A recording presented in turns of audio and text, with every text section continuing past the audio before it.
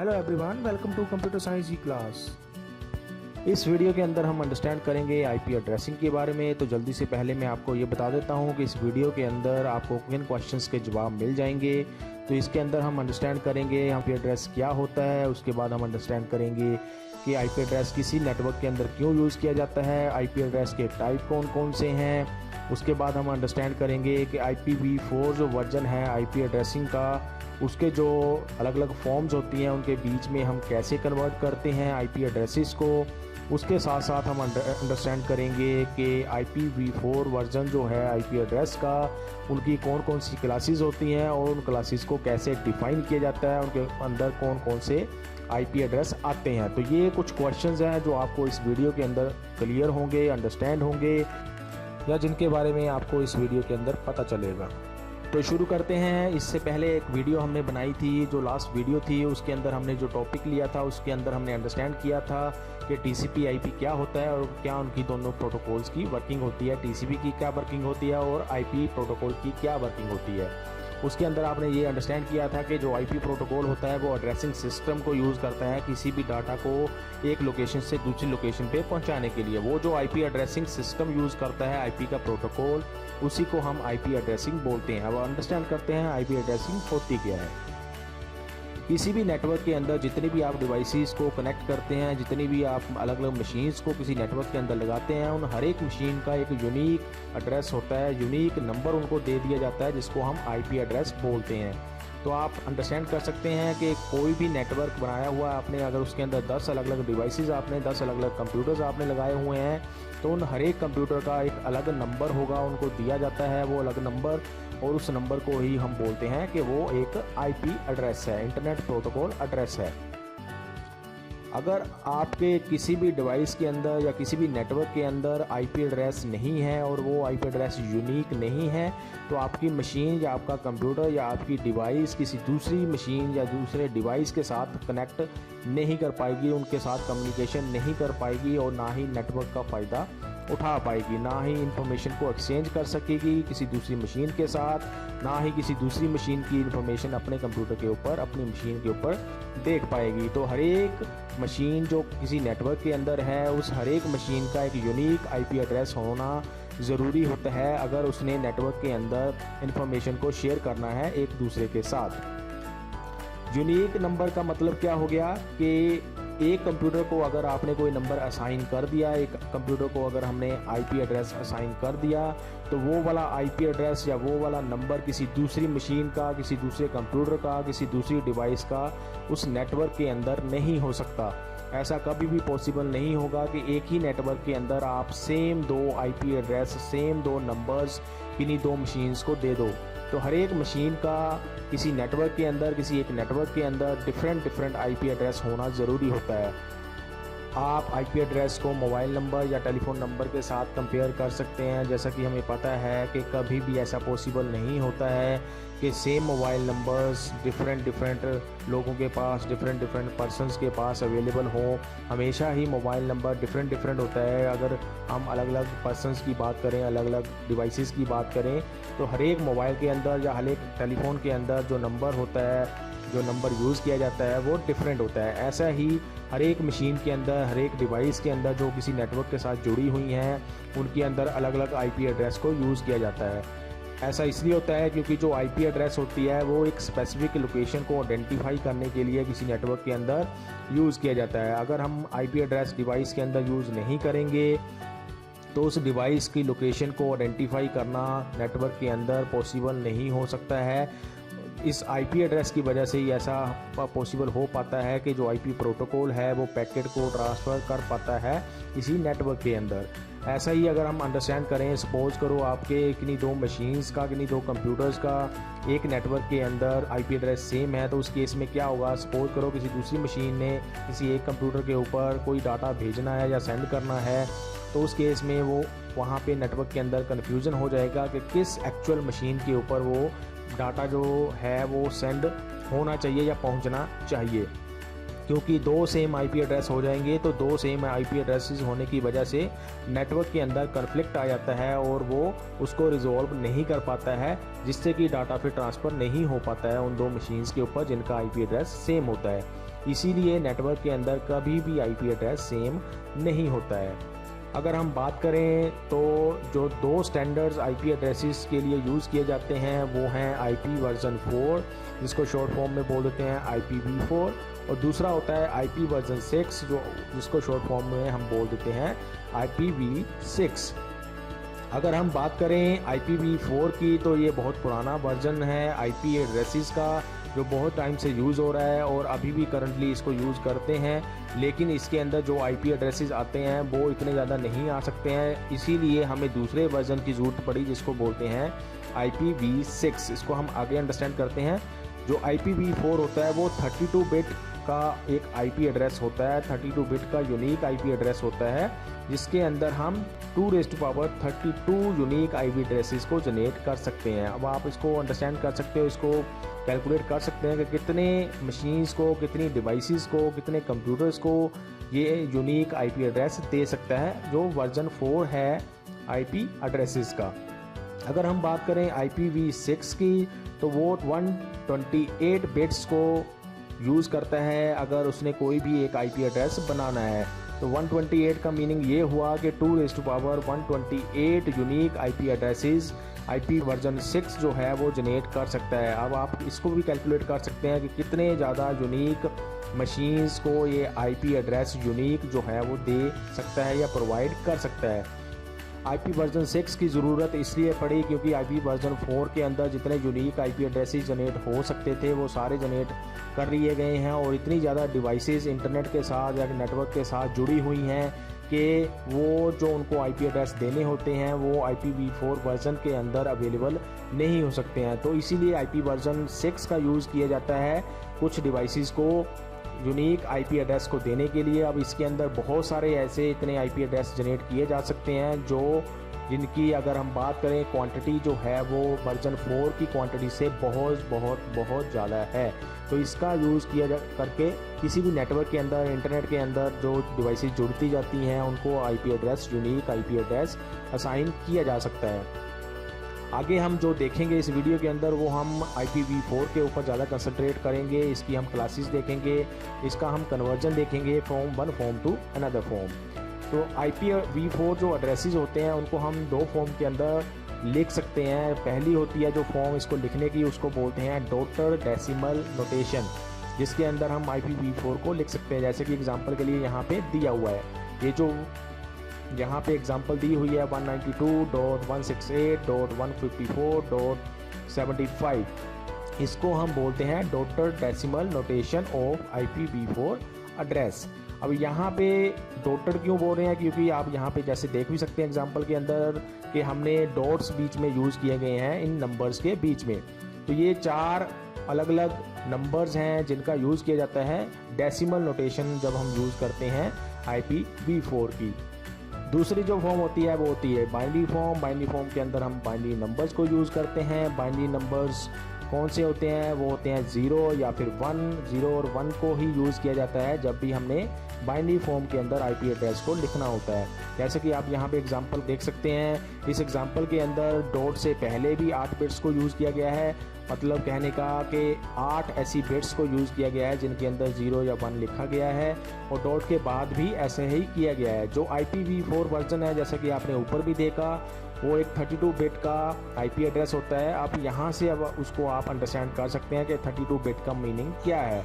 कि binary form में जब हम लिखते हैं तो हम 32 बिट्स को यूज़ करते हैं IPv4 वर्जन को आईपी एड्रेस को लिखने के लिए। तो अगर आप इनको काउंट करो तो जो टोटल बिट्स यहाँ पे यूज़ की गई हैं बाइनरी फॉर्म के अंदर वो 32, अगर उनकी काउंटिंग अगर आप करें तो हर एक डॉट के पहले या बाद में जो 8 बिट्स को यूज़ किया गया है उनका जो ग्रुप बनाया गया है उस ग्रुप को हम बोल देते हैं ऑक्टेट, या फिर आप उनको बोल देते हैं बाइट। तो आपने यहाँ पे इसको याद रखना है क्योंकि आगे हम इस चीज़ों को यूज़ भी करेंगे कि जो 8 बिट्स की ग्रुप होता है उसको हम ऑक्टेट भी बोलते हैं या फिर उसको हम बाइट भी बोलते हैं। तो अब यहाँ पे अगर हम देखें तो डॉट सबसे पहला जो ग्रुप है उसको हम फर्स्ट ऑक्टेट बोल सकते हैं या फिर फर्स्ट बाइट बोल सकते हैं। दूसरा जो ग्रुप है 8 बिट्स का डॉट के बाद उसको हम सेकंड ऑक्टेट या फिर सेकंड बाइट बोल सकते हैं। ऐसे ही थर्ड ऑक्टेट, थर्ड बाइट, या फिर फोर्थ ऑक्टेट या फिर फोर्थ बाइट। तो आईपी एड्रेस जो V4 वर्जन का है उसको हम 4 ऑक्टेट का एक आईपी एड्रेस भी बोल सकते हैं, या फिर आप उसको 4 ऑक्टेट या 4 बाइट का एक आईपी एड्रेस बोल सकते हैं। तो ये अलग अलग नाम हो सकते हैं जब हम IPv4 एड्रेस की बात करते हैं। तो ये तो थोड़ी सी इंट्रोडक्शन हो गई आईपी एड्रेसिंग के बारे में, जिसके अंदर हमने थोड़ा बहुत देखा कि आईपी एड्रेस क्यों यूज़ किया जाता है, क्या उसका काम होता है और उसके टाइप कौन कौन से हैं। अब हम जो आगे देखेंगे, हम देखेंगे कि कैसे हमने डॉटर डेसिमल से बाइनरी के अंदर या बाइनरी से डॉटर डेसिमल के अंदर IPv4 एड्रेस को कन्वर्ट करना है। आगे चलते हैं, जिसके अंदर हम देखेंगे कि कैसे कन्वर्ट करना हमने binary form to decimal form या फिर decimal form to binary form. सबसे पहले हम एग्जांपल देख लेते हैं एक IPv4 एड्रेस की बाइनरी फॉर्म के अंदर। अब यहाँ पे जैसे कि मैंने आपको बताया कि हर एक पार्ट को जो IPv4 एड्रेस के अंदर होता है, हर एक ग्रुप ऑफ 8 बिट्स को हम ऑक्टेट भी बोलते हैं या फिर बाइट भी बोलते हैं। उसको आप यहाँ से एग्जांपल के अंदर ज़्यादा अच्छे तरीके से अंडरस्टैंड कर सकते हैं। जैसे कि फर्स्ट ऑक्टेट हो गया या फर्स्ट बाइट हो गया, सेकंड ऑक्टेट या सेकंड बाइट, ऐसे ही थर्ड और फोर्थ। अगर हम टोटल बिट्स काउंट करें तो 32 बिट्स बनती हैं, इसीलिए इसको बोला जाता है कि 32 बिट का IPv4 जो एड्रेस वो होता है। या फिर सिंपल अगर हम बात करें तो इसको आप 4 ऑक्टेट IPv4 एड्रेस या फिर 4 बाइट IPv4 एड्रेस भी इसको हम बोल सकते हैं। अब सपोज करो हमने कन्वर्ट करना है इस बाइनरी फॉर्म से डेसिमल फॉर्म के अंदर IPv4 एड्रेस को, सेम जो आप एग्जांपल के अंदर देख रहे हैं। अब जैसे यहाँ पे जो मैं आपको बताऊंगा एग्जांपल के लिए कैसे करते हैं, तो मैं आपको कन्वर्ट करके दिखाऊंगा फर्स्ट 2 ऑक्टेट्स को, जिनको आप यहाँ पे फ्लैश होते हुए भी स्क्रीन के ऊपर देख सकते हैं। उसको करने के लिए हम पहले क्या करते हैं, सबसे पहले हम लिख लेते हैं वो नंबर्स जो इस आईपी एड्रेस के अंदर या इस ऑक्टेट के अंदर यूज़ किए गए हैं। जैसे फर्स्ट 2 ऑक्टेट का मैंने आपको कन्वर्जन यहाँ पे दिखाना है, तो यहाँ पे मैंने उन दोनों के अंदर जो जो बिट्स यूज़ की गई हैं, जो जो 0 1s यूज़ किए गए हैं, उनको मैंने यहाँ पे लिख लिया बॉक्सेस के अंदर। लेफ्ट वाला बॉक्स दिखा रहा है जो फर्स्ट ऑक्टेट है उसकी बिट्स, और राइट वाला बॉक्स यहाँ पे दिखा रहा है जो सेकंड बाइट है हमारा या सेकंड ऑक्टेट है, उसके अंदर जो बिट्स को यूज़ किया गया है आईपी एड्रेस के अंदर। उसके बाद हम क्या करेंगे, हम कुछ ऐसे लिख लेंगे, इन नंबर्स को यूज़ करेंगे हर एक बिट के ऊपर। अगर आपने यहाँ पे ध्यान से देखो तो यहाँ पे 2⁻0 2⁻1 जो हमने लिखना स्टार्ट किया है वो हम लिखते हैं राइट साइड से, फिर हम उसको लेफ्ट में एक एक प्लस करते हुए जाते हैं पावर की जो 2 हमने लिखी हुई है। अब यहाँ पे क्वेश्चन उठता है कि हमने 2 ही क्यों यूज़ किया है, क्यों नहीं हमने 3 यूज़ कर लिया, क्यों नहीं हमने 4 कुछ यूज़ कर लिया। ऐसा इसलिए होता है क्योंकि जो बाइनरी फॉर्म होती है उसके अंदर सिर्फ 2 ही नंबर्स होते हैं, इसीलिए यहाँ पे 2 का यूज़ किया गया है।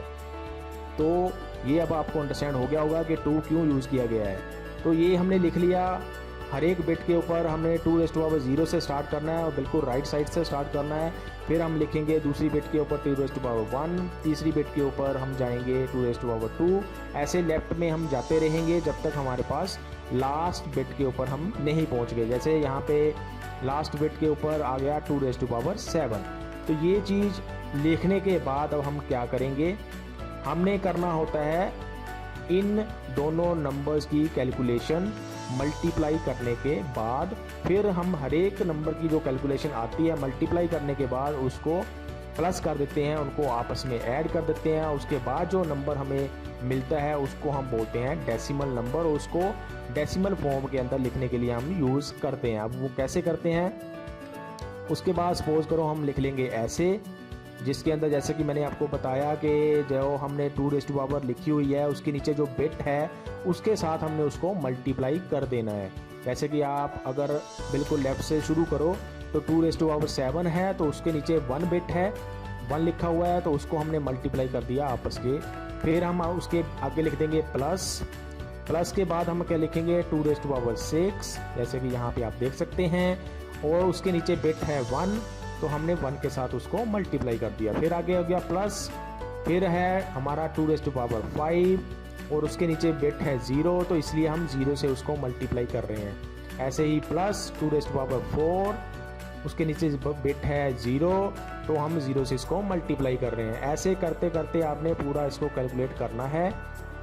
जब आपकी ये पूरी कैलकुलेशन हो जाएगी उसके बाद हम यहाँ पे देखेंगे, जैसे ये कैलकुलेशन हो गई 2⁻7 होता है 128, उसको 1 से मल्टीप्लाई किया तो 128 बन गया, प्लस 2⁻6 होता है 64, उसको 1 से मल्टीप्लाई किया 1 गया 64, फिर प्लस 2⁻5 होता है 32, लेकिन क्योंकि 0 से मल्टीप्लाई किया हुआ है तो वो बन गया 0। ऐसे ही प्लस 2⁻4 होता है 16, उसको मल्टीप्लाई किया 0 से तो वो बन गया 0।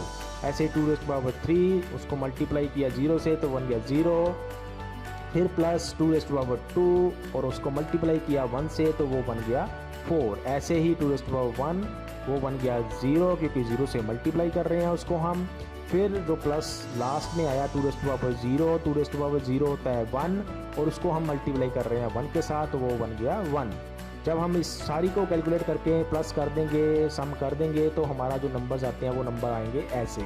तो आपने ऐसे बाइनरी फॉर्म से कन्वर्ट करना होता है किसी भी आईपी एड्रेस को जब हम उसको डेसिमल फॉर्म के अंदर कन्वर्ट करना चाहते हैं। तो ये फर्स्ट 2 ऑक्टेट्स यहाँ पे आपको एग्जांपल के लिए दिखाए हुए हैं।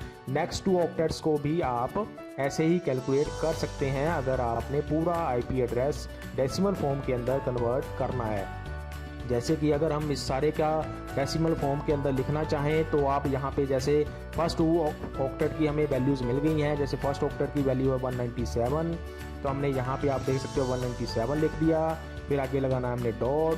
फिर सेकंड ऑक्टेट की वैल्यू भी आप यहाँ पे देख सकते हैं 166 हमें मिली है, उसको हमने लिख लिया डॉट के बाद 166 डॉट। ऐसे ही अगर आप थर्ड ऑक्टेट की कन्वर्जन करोगे डेसिमल फॉर्म के अंदर तो वो बन जाएगा 53, उसको हमने 53 लिख लिया, फिर डॉट। उसके बाद अगर हम फोर्थ ऑक्टेट की कन्वर्जन करेंगे डेसिमल फॉर्म में तो वो बन जाएगा 233। तो ऐसे हमारा पूरा डेसिमल फॉर्म के अंदर आईपी एड्रेस हमें मिल जाएगा। तो ये कन्वर्जन करने का तरीका है अगर आपने बाइनरी फॉर्म से डेसिमल फॉर्म में IPv4 एड्रेस को कन्वर्ट करना है। अब हम आगे अगर चलें तो अब हम इसका उल्टा देखेंगे कि हम डेसिमल फॉर्म से बाइनरी फॉर्म के अंदर कैसे कन्वर्ट करते हैं किसी भी IPv4 एड्रेस को। तो एग्जांपल के लिए हम ये सेम एग्जांपल ले लेते हैं जो हमने पीछे यूज़ किया है, लेकिन अब हमने उल्टा करना है कि हमने डेसिमल से बाइनरी फॉर्म में कन्वर्ट करना है।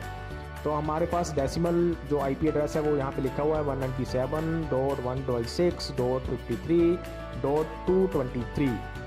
ये हमारे पास डेसिमल फॉर्म के अंदर IPv4 एड्रेस है जो आपने पीछे भी देखा। अब इसको हम कन्वर्ट करेंगे बाइनरी फॉर्म के अंदर।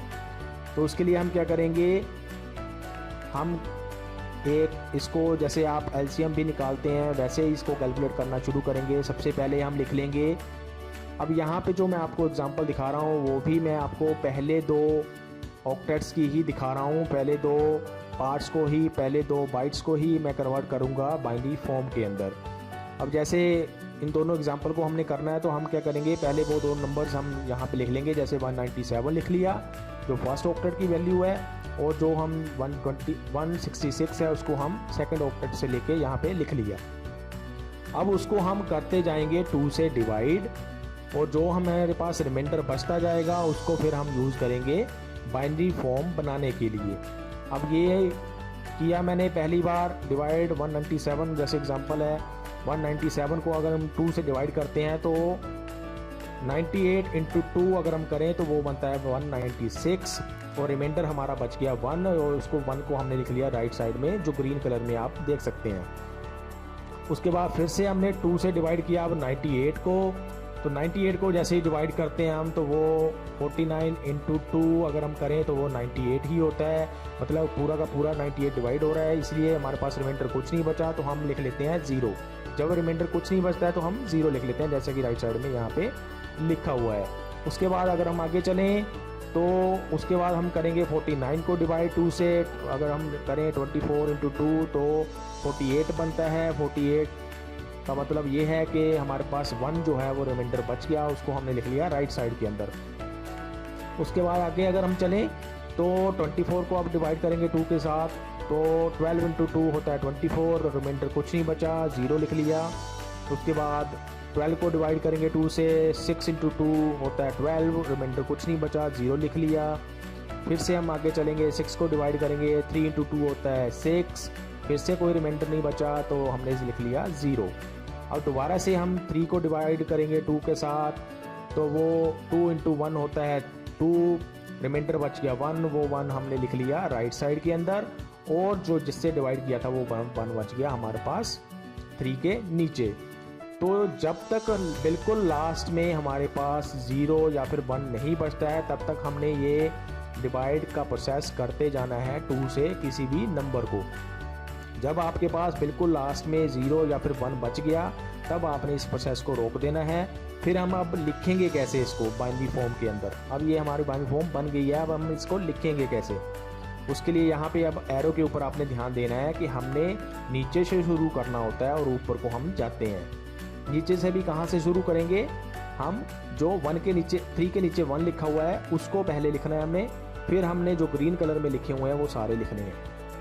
कैसे लिखेंगे, इक्वल टू करके हम ऐसे लिखेंगे, जैसे कि आप यहाँ पे देख सकते हैं। पहले 1 आ गया, ये 1 लिख लिया हमने, दूसरा 1 आ गया, ये 1 यहाँ पे लिख लिया, फिर उसके बाद 3 बार जीरोज़ हैं, उनको जीरोज़ को लिख लिया हमने, 0 0 0, फिर आया 1 लिख लिया, फिर 0 आया, 0 लिख लिया, फिर 1 आया और 1 लिख लिया। ऐसे ही राइट साइड की एग्जांपल में सेम टू सेम प्रोसेस को यूज़ किया गया है।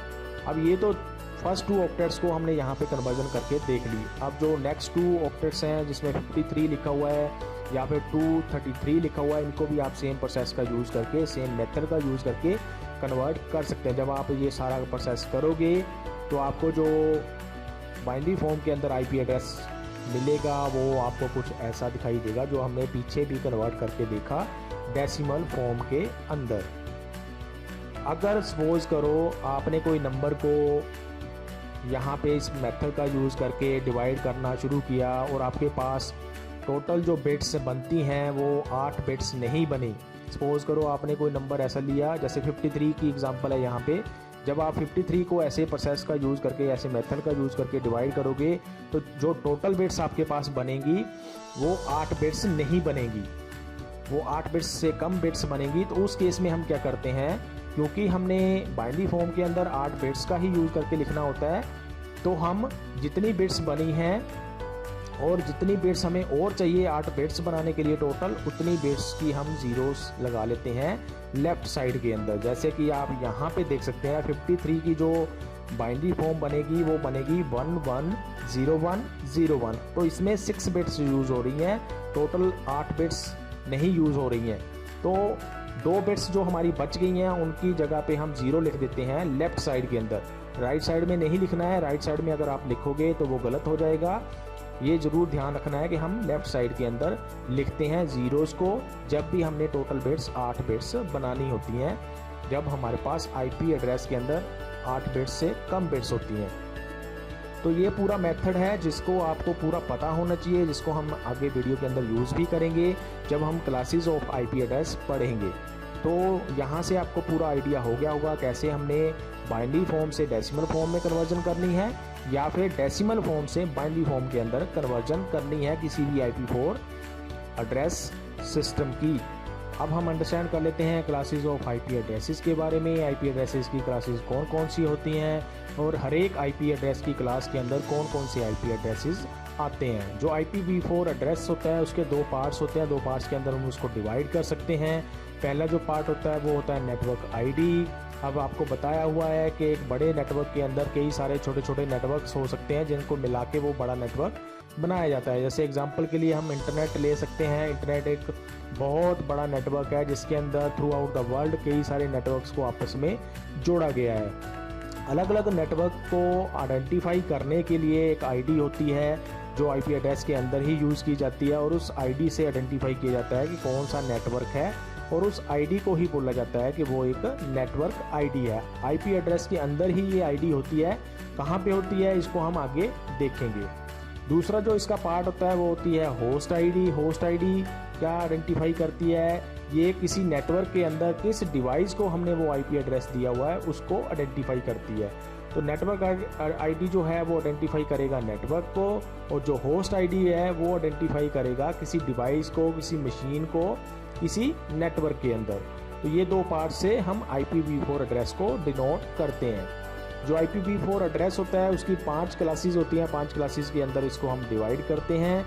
जो फर्स्ट ऑक्टेट होता है आईपी एड्रेस का, IPv4 एड्रेस का, उसी से हमें आइडिया हो जाता है कि जो आईपी एड्रेस है वो किस क्लास के अंदर आएगा या किस क्लास के अंदर एग्जिस्ट करता है। तो उसके लिए हम फर्स्ट ऑक्टेट की वैल्यू को देखते हैं, उसके हिसाब से हमें आइडिया चल जाता है या पता चल जाता है कि किस क्लास को वो आईपी एड्रेस बिलोंग करता है। जो 5 क्लासेस होती हैं IPv4 एड्रेस की, उसमें सबसे पहली होती है क्लास ए। क्लास ए के अंदर जो पहली 8 बिट्स होती हैं, फर्स्ट 8 बिट्स को यूज़ किया जाता है नेटवर्क आईडी के लिए, मतलब नेटवर्क को आइडेंटिफाई करने के लिए। और जो लास्ट 24 बिट्स बच जाती हैं, क्योंकि ये 32 बिट का होता है, जो लास्ट 24 बिट्स बच जाती हैं उसको यूज़ किया जाता है नेटवर्क के अंदर होस्ट आईडी देने के लिए, मतलब अलग अलग डिवाइसेस को होस्ट आईडी प्रोवाइड करने के लिए यूज़ किया जाता है क्लास ए के अंदर। क्लास बी के अंदर जो फर्स्ट 16 बिट्स होती हैं उसको आइडेंटिफाई करने के लिए यूज़ किया जाता है नेटवर्क आईडी को, और जो लास्ट 16 बच जाती हैं उसको यूज़ किया जाता है होस्ट आईडी देने के लिए इसी नेटवर्क के अंदर। क्लास सी के अंदर फर्स्ट 24 बिट्स जो होती हैं उनको आइडेंटिफाई करने के लिए यूज़ किया जाता है नेटवर्क को, और जो लास्ट 8 बिट्स बच जाती हैं उनको यूज़ किया जाता है ताकि नेटवर्क के अंदर होस्ट आईडीज़ क्रिएट की जा सके, अलग अलग होस्ट आईडी को बनाया जा सके या दिया जा सके अलग अलग डिवाइसेस को। अब ये जो 3 क्लासेज हैं यही हम नॉर्मली यूज़ किया जाता है जब भी हमने किसी नेटवर्क के अंदर किसी डिवाइस को आईपी एड्रेस देना होता है। जो लास्ट क्लास डी और क्लास ई हैं वो रिजर्व्ड क्लासेस होती हैं, उनको एक्सपेरिमेंट पर्पज़ के लिए यूज़ किया जाता है। और नॉर्मली ये जो क्लास डी और क्लास ई के आईपी एड्रेसेस होते हैं ये नॉर्मली हम नेटवर्क्स के अंदर यूज़ नहीं करते हैं, क्योंकि इनको एक्सपेरिमेंट्स पर्पज़ के लिए रखा गया है और इनको बनाया गया है। अब हम आगे चलते हैं, हर एक क्लास को एक एक करके हम आइडेंटिफाई करेंगे, उनको अंडरस्टैंड करेंगे कि उनके अंदर कौन कौन सी आईपी एड्रेसेस आते हैं या कौन कौन सी उनकी रेंज है। क्लास ए के ऊपर चलते हैं हम। तो क्लास ए में क्या होता है, फर्स्ट बिट जो होती है फर्स्ट ऑक्टेट की, फर्स्ट ऑक्टेट आपको बताया हुआ है कौन सा है, यहाँ पे आप एग्जांपल में देख भी सकते हैं। तो जो फर्स्ट बिट होती है फर्स्ट ऑक्टेट की वो हमेशा ही 0 रहती है या फिर ऑफ होती है। तो ये आपने याद रखना है कि क्लास ए के अंदर हमेशा जो फर्स्ट बिट है वो हमेशा ही 0 रहती है या फिर ऑफ रहती है। एग्जांपल के लिए आप यहाँ पे देख सकते हैं। अब अगर हम फर्स्ट ऑक्टेट की ही अगली 7 बिट्स को पहले ऑफ कर दें, सबको मतलब 0 रख दें, फिर उसके बाद सबको हम 1 कर देंगे, तो हम रेंज उसकी आईपी एड्रेसेस की आइडेंटिफाई कर सकते हैं जो क्लास ए के अंदर आ सकते हैं।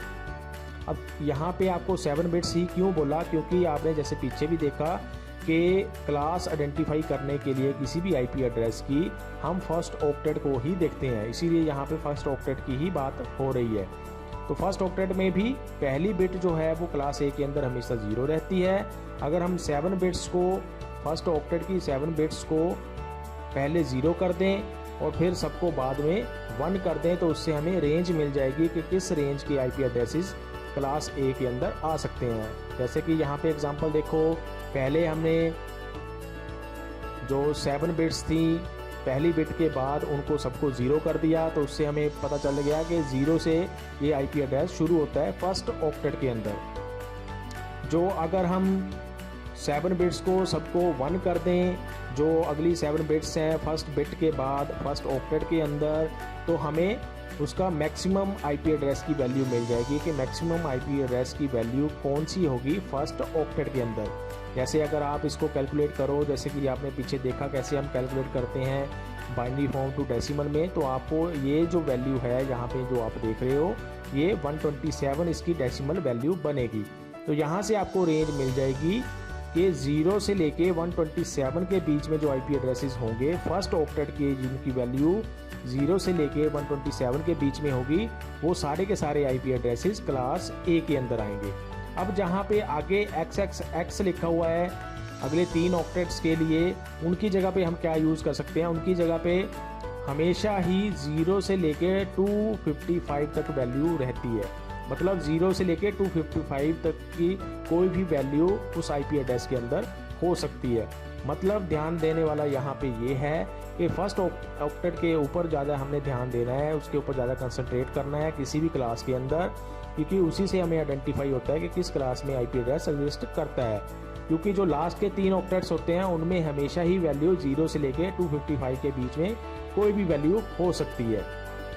तो ये हम क्लास A के अंदर ऐसे आईपी एड्रेसेस को बना सकते हैं। यहाँ जैसे कि यहाँ पे आप देख सकते हैं, यहाँ पे लिखा हुआ है कि 0.0.0.0 ये स्टार्टिंग आईपी एड्रेस हो गया क्लास A के अंदर, और जो मैक्सिमम आईपी एड्रेस जिसकी मैक्सिमम वैल्यू हो सकती है वो हो सकता है 127.255.255.255।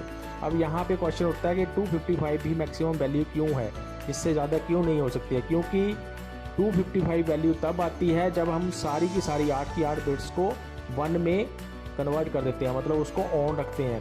तो मैक्सिमम वैल्यू जो बनती है उनको ऑन रखने पे वो 255 बनती है। वो आप कैलकुलेट करके देख सकते हैं बाइनरी से डेसिमल फॉर्म में कन्वर्ट करके।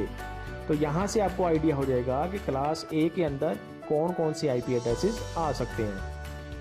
अगर हम क्लास B की बात करें तो क्लास B के अंदर क्या होता है, फर्स्ट बिट जो फर्स्ट ऑक्टेट की होती है वो हमेशा ऑन रहती है, मतलब 1 रहती है, और जो सेकंड बिट होती है फर्स्ट ऑक्टेट की ही वो हमेशा 0 रहती है। जैसे एग्जांपल के लिए आप यहाँ पे देख सकते हैं। तो पहली बिट हमेशा 1 हो गई क्लास B के अंदर, और जो दूसरी बिट है वो हमेशा ही 0 रहेगी क्लास B के अंदर।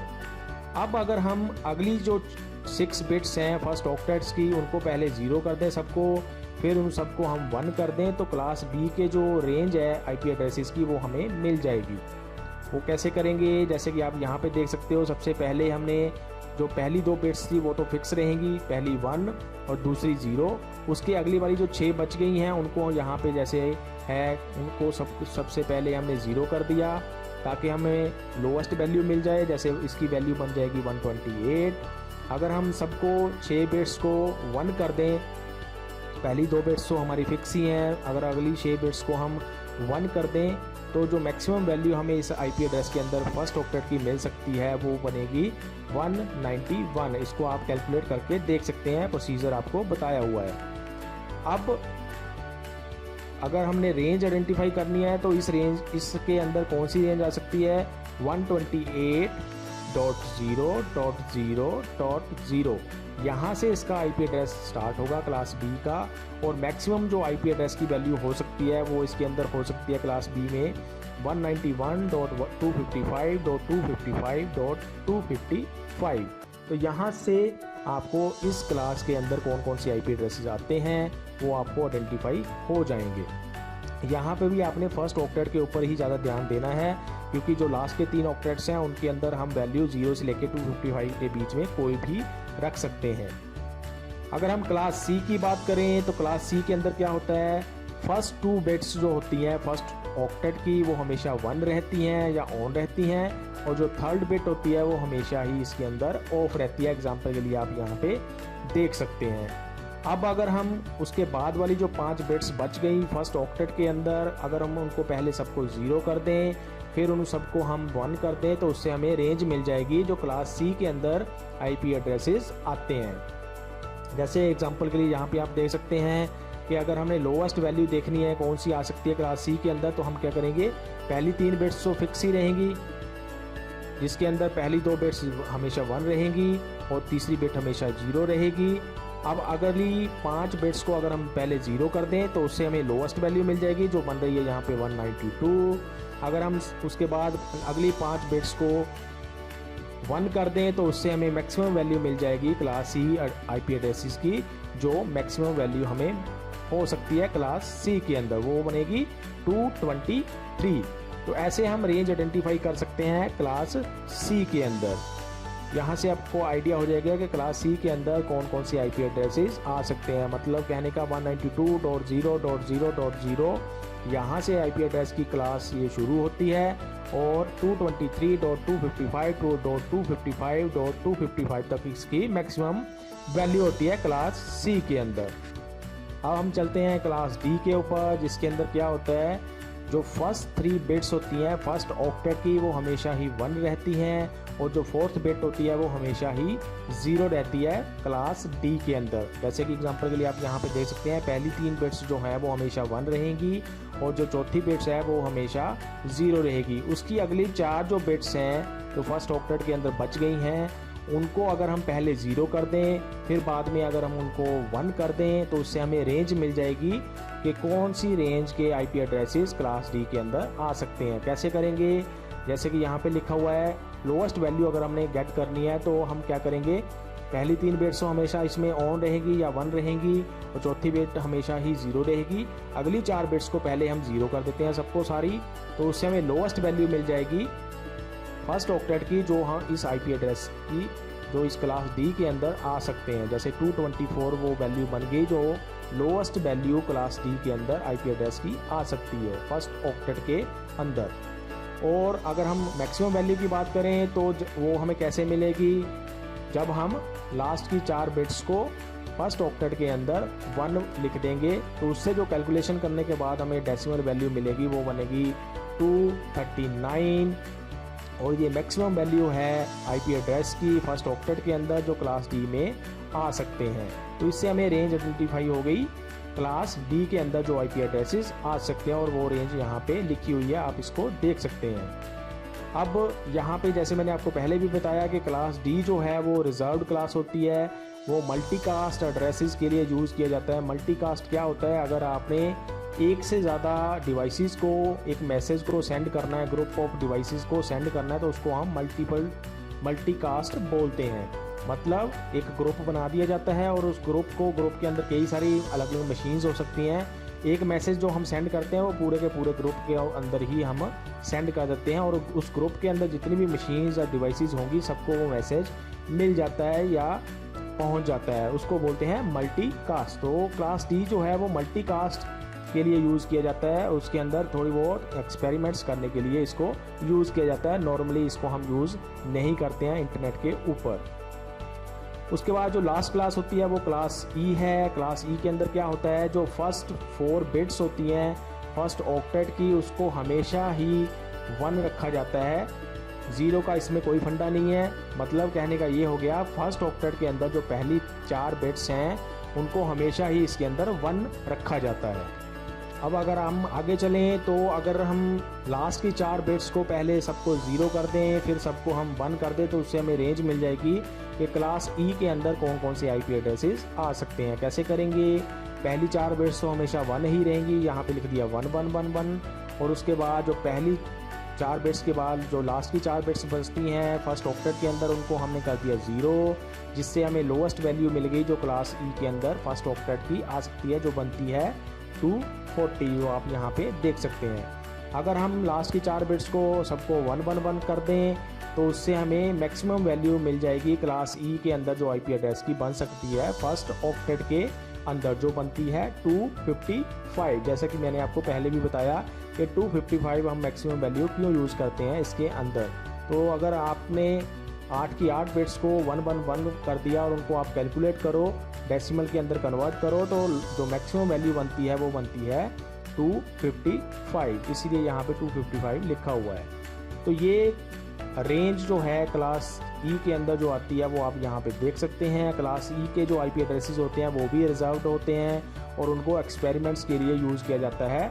इंटरनेट के ऊपर ऑर्डिनरी डिवाइस को या नॉर्मली हम यूज़ उसको नहीं करते हैं क्योंकि एक्सपेरिमेंट्स के लिए रिजर्व करके रखी गई है।